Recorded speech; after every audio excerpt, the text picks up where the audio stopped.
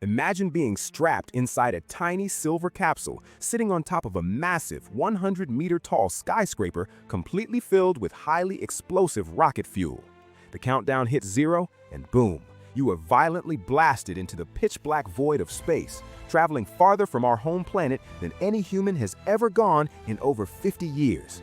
Welcome to the upcoming Artemis 2 mission, humanity's grand triumphant return to the moon.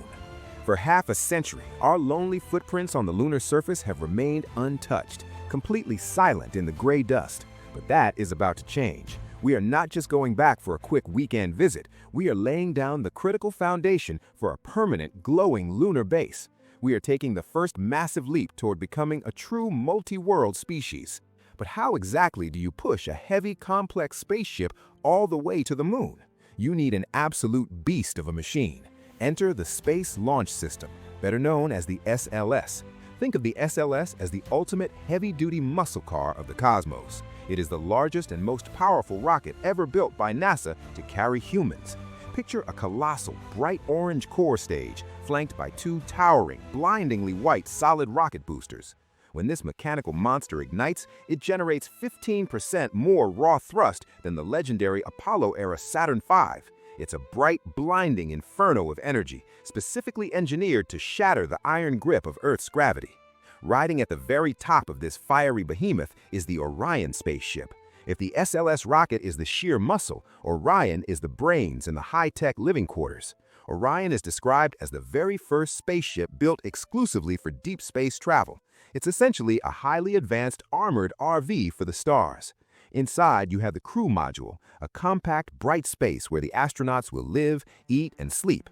Connected to it is the European Service Module, the mechanical lungs and heart of the ship, providing crucial air, water, and power. And because returning home means violently smashing into Earth's atmosphere at mind-bending speeds, Orion is equipped with the world's absolute largest heat shield. It's a massive, tough barrier designed to absorb the glowing heat of re-entry so the crew stays safe. Plus, it's totally reusable. So who are the brave souls taking this historic, thrilling joyride? The Artemis 2 crew is a team of absolute trailblazers. Leading the charge is Commander Reed Wiseman, steering this mission straight into the history books. Beside him is pilot Victor Glover, making history as the very first person of color to travel to the moon. Mission specialist Christina Koch will shatter the ultimate glass ceiling, officially becoming the first woman to visit the moon.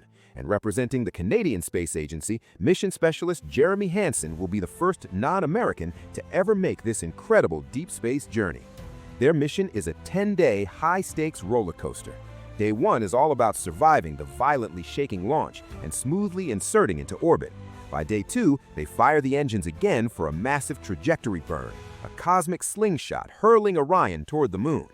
Days 3 through 5 are incredibly tense. The crew will float in microgravity, performing vital science experiments and making tiny crucial course corrections in the pitch-black void. Then comes Day 6, the Lunar Flyby.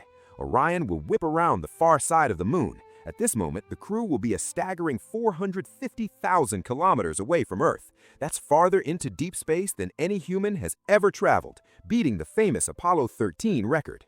The final days are a white-knuckle return journey, culminating in a dramatic, fiery Earth re-entry and a massive parachute splashdown in the ocean.